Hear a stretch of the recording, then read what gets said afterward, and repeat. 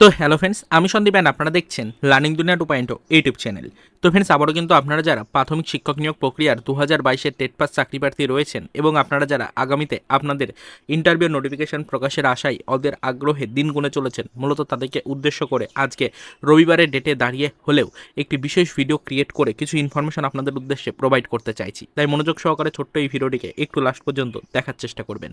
Already গতকালকে আপনাদেরকে বলেছিলাম যে কোর্টের নির্দেশিকা অনুযায়ী আপাতত কিন্তু কোনো নতুন নিয়োগের নোটিফিকেশন প্রকাশ করতে পারবে না রাজ্য সরকার। সেই মতো কিন্তু বিভিন্ন রিক্রুটমেন্টের সাথে যুক্ত চাকরি প্রার্থীরা আমাদেরকে কমেন্টের মাধ্যমে প্রশ্ন করেছিলেন যে আলটিমেটলি তাদের রিক্রুটমেন্ট প্রক্রিয়াগুলোতে গতি আসার কোনো সম্ভাবনা রয়েছে কিনা এই মুহূর্তে দাঁড়িয়ে। এই বিষয়গুলো নিয়ে অসংখ্য প্রশ্ন পাওয়ার কারণে সেপারেট করে প্রত্যেকটা রিক্রুটমেন্ট অনুযায়ী একের পর এক আপডেট আপনাদের কাছে কিন্তু ভিডিওর মাধ্যমে তুলে ধরার চেষ্টা করেছিলাম। তার মধ্যে প্রাথমিক শিক্ষক নিয়োগ প্রক্রিয়ার সাথে যুক্ত 2022-এর টেট পাস চাকরি প্রার্থীদের আগামীতে ইন্টারভিউ নোটিফিকেশন প্রকাশের বিষয়টিও কিন্তু উল্লিখিত ছিল।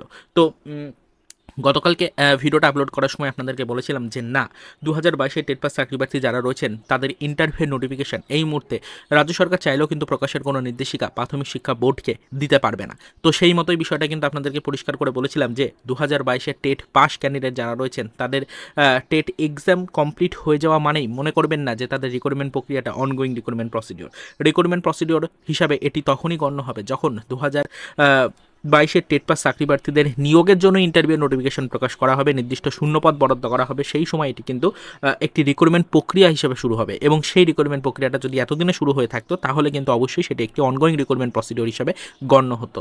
আদারওয়াইজ কিন্তু আপাতত শুধুমাত্র টেট ক্যান্ডিডেট বলে বা শুধুমাত্র টেট পাস ক্যান্ডিডেট বলে কখনোই মনে করবেন না যে আপনাদের এটি একটি অনগোয়িং রিক্রুটমেন্ট প্রসিডিওর, তাই সরকারি বাধানিষেধ এই রিক্রুটমেন্ট প্রক্রিয়ার উপরে পড়বে না, এরকমটা কখনোই কিন্তু মনে করবেন না। অর্থাৎ কোর্টের নির্দেশিকা এই রিক্রুটমেন্ট প্রক্রিয়াটির ওপরও কিন্তু লাগু রয়েছে। অর্থাৎ নতুন নিয়োগের নোটিফিকেশন এই মুহূর্তে কিন্তু ওবিসি সার্টিফিকেট সম্পর্কিত চলতি জল্পনা নাম এটার কারণে প্রকাশ করা সম্ভব হবে না রাজ্য সরকারের পক্ষ থেকে। বিষয়টা আপনাদেরকে জানিয়েছিলাম ডিটেলসে। তো সেই বিষয়টা দেখার পর, সেই ভিডিওটা দেখার পর অনেকেই কিন্তু কমেন্ট করে বলতে চেয়েছেন যে তারা বিভিন্ন দপ্তর থেকে খোঁজখবর নিয়ে জানতে পেরেছেন নাকি যে 2022-এর টেট পাস চাকরি প্রার্থীদের আগামীতে ইন্টারভিউ নোটিফিকেশন প্রকাশে কোনো বাধা নেই। নিয়োগ প্রক্রিয়ায় কিন্তু কোনো ধরনের বাধা বিপত্তি নেই। নিয়োগ প্রক্রিয়ার যে কোনো মুহূর্তে নোটিফিকেশন আকারে কিন্তু প্রকাশ হয়ে যেতে পারে। অর্থাৎ এই নিয়োগ প্রক্রিয়াটা অনগোয়িং রিক্রুটমেন্ট প্রক্রিয়া, তো সেখানে কোনো ধরনের বাধা বিপত্তি এই মুহূর্তে নেই। কোর্টের কোনো নির্দেশিকা এই বিষয়ের উপরে কিন্তু লাগু হবে না, এরকম কিন্তু অনেক ধরনের মন্তব্য আমাদের কাছে এসেছে কমেন্টের মাধ্যমে। তো অবশ্যই আপনারা কিছু বিভ্রান্তিকর তথ্য কিন্তু চারিদিকে ছড়িয়ে দিচ্ছেন বলে মনে হয়েছে আমাদের, তাই আজকের ছোট্ট ভিডিওটা ক্রিয়েট করে আপনাদেরকে অ্যাডভান্সলি কিন্তু একটু সচেতন থাকার জন্য রিকোয়েস্ট করব।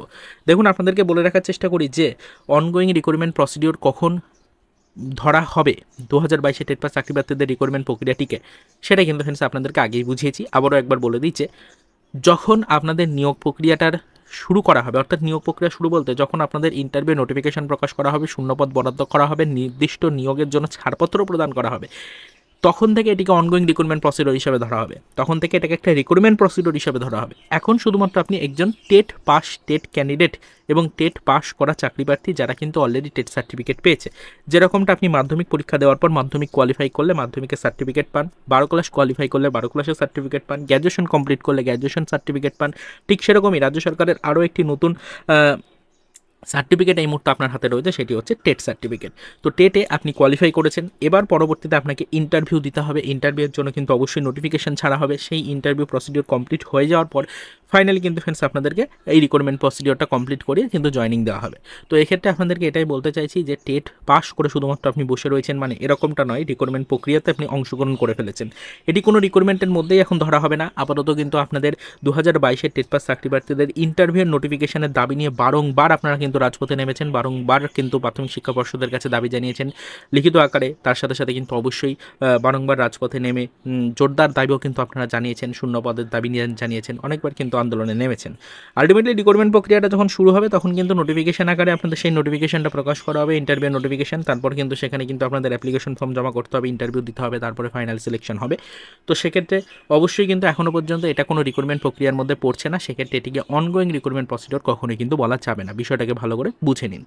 তো অবশ্যই অনেকেই কমেন্ট করে বিষয়টা বলেছিলেন যে না, এটা একটি অনগোয়িং রিক্রুটমেন্ট প্রসিডিওর হিসেবে গণ্য হচ্ছে। তো সেক্ষেত্রে 2022-এর টেট পাস চাকরি প্রার্থীদের নিয়োগ প্রক্রিয়ায় কোনো বাধা থাকছে না।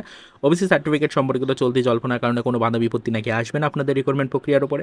তো সেটা টোটালি আপনাদেরকে বলার চেষ্টা করছি, যারা এই ধরনের মন্তব্য করছে টোটালি বিভ্রান্তিকর একটি মন্তব্য করছে, এটা কিন্তু সম্পূর্ণ ফেক আপডেট। এখানে কিন্তু আপনাদের বলে রাখার চেষ্টা করি, এখনও পর্যন্ত 2022-এর টেট পাস চাকরি প্রার্থীদের নিয়োগ প্রক্রিয়াটা কোনো অনগোয়িং রিক্রুটমেন্ট প্রসিডিওরের মধ্যে চালেনি, এটা কিন্তু এখনও পর্যন্ত অনগোয়িং রিক্রুটমেন্ট প্রসিডিওর হিসাবে ধরা হচ্ছে না। তো সেক্ষেত্রে অবশ্যই আপাতত রাজ্য সরকার চাইলেও নিয়োগ প্রক্রিয়া নোটিফিকেশন প্রকাশ করতে পারবে না। এটি আমাদের পাওয়া তথ্যর উপরে বেস করে কিন্তু আপনাদেরকে জানালাম ইনফরমেশনটা। এবার আপনাদের যার যা মতামত অবশ্যই ভিডিওর কমেন্ট সেকশনে জানান। পরবর্তীতে আমরা আরও ডিটেলস ইনফরমেশন কালেক্টের চেষ্টা করব, এবং যদি আপনাদের করা কমেন্টের কোনো সঠিক উত্তর আমরা পাই সেটা অবশ্যই ভিডিওর মাধ্যমে আপনাদেরকে জানাবো।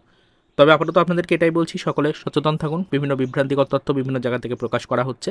অবশ্যই অনগোয়িং রিক্রুটমেন্ট প্রসিডিওর প্রক্রিয়ায় কোথায় টোটালি কিন্তু এই মুহূর্তে কিন্তু কোনো বাধা নিষেধ নেই, বিষয়টা জেনে রাখুন। অনগোয়িং রিক্রুটমেন্ট প্রসিডিওর রাজ্যের হাতে মাত্র কয়েকটি রয়েছে, তার মধ্যে কিন্তু আমাদের প্রাথমিক শিক্ষক নিয়োগ প্রক্রিয়া 2022-এর টেট পাস চাকরি প্রার্থীদের নিয়োগ প্রক্রিয়াটিকে ধরা হচ্ছে না। বিষয়টা পরিষ্কার ক্লিয়ার কাট আপনাদেরকে জানিয়ে দিলাম।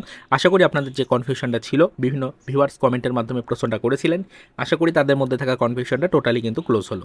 তো এইটুকু বলার জন্য আজকের এই ছুটির দিনে দাঁড়িয়ে বিশেষ ভিডিওটা ক্রিয়েট করতে হলো। পরবর্তীতে আরও বিস্তারিত ইনফরমেশন কালেক্টের চেষ্টা করব, যখনই কোনো আদার্স ইনফরমেশন বা আপডেট পাবো সেটা নিয়ে ডিটেলস ভিডিও কিন্তু আপনাদের কাছে আমরা পৌঁছে দেওয়ার চেষ্টা করব। তো আপাতত এই পর্যন্তই, চলুন দেখা হবে নেক্সট ভিডিওতে। পরবর্তীতে প্রাথমিক শিক্ষক নিয়োগ প্রক্রিয়া 2022-এর টেট পাস চাকরি প্রার্থীদের জন্য কিছু আদার্স অফিসিয়াল আপডেটের সাথে।